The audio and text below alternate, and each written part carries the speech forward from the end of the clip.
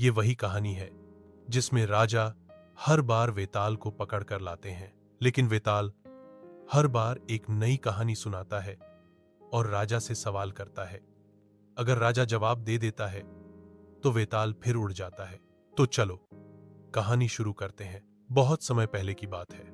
उज्जैन नगरी के राजा विक्रमादित्य बहुत ही पराक्रमी, न्यायप्रिय और बुद्धिमान राजा थे। एक दिन एक तांत्रिक उनके दरबार में आया।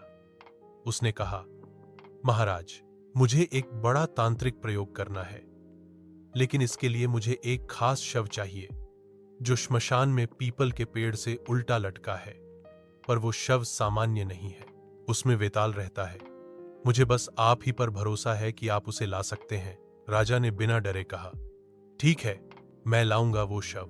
अगली रात राजा तलवार लेकर अकेले निकल पड़े श्मशान की ओर। चारों तरफ अंधेरा, उल्लुओं की आवाजें, हवाओं की सनसनाहट, लेकिन राजा अडिग थे। उन्होंने पीपल के पेड़ से लटकता हुआ शव देखा और उसे अपने कंधे पर उठा लिया।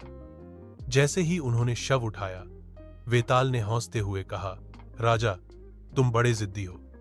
चलो, रास्ता लंबा है, मैं तुम्हें एक कहानी सुनाता हूं, लेकिन ध्यान रखना, अगर तुमने मेरे सवाल का जवाब दिया तो मैं फिर पेड़ पर लौट जाऊंगा, और अगर चुप रहे तो तुम्हारा सिर फट जाएगा। राजा ने सिर हिलाया और चल पड़े। वेताल ने कहानी शुरू की। एक बार की बात है, विदर्भ देश में एक राजा था, वीरवर्मा। उसकी एक सुंदर बेटी थी, पद्मावती।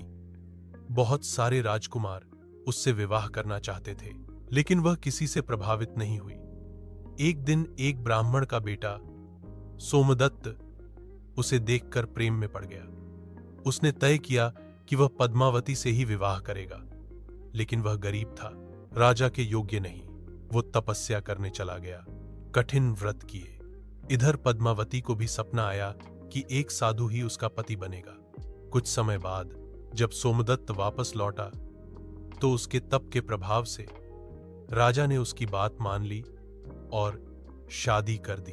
अब सवाल यह है, हे राजा विक्रम, बताओ, क्या पद्मावती ने सही जीवन साथी चुना? क्या केवल तपस्या और प्रेम ही किसी को योग्य बनाता है? राजा विक्रमादित्य ने तुरंत जवाब दिया, हां वेताल, पद्मावती का निर्णय सही था, क्योंकि योग्य सिर्फ वो नहीं होता जो अमीर हो या शक्तिशाली हो।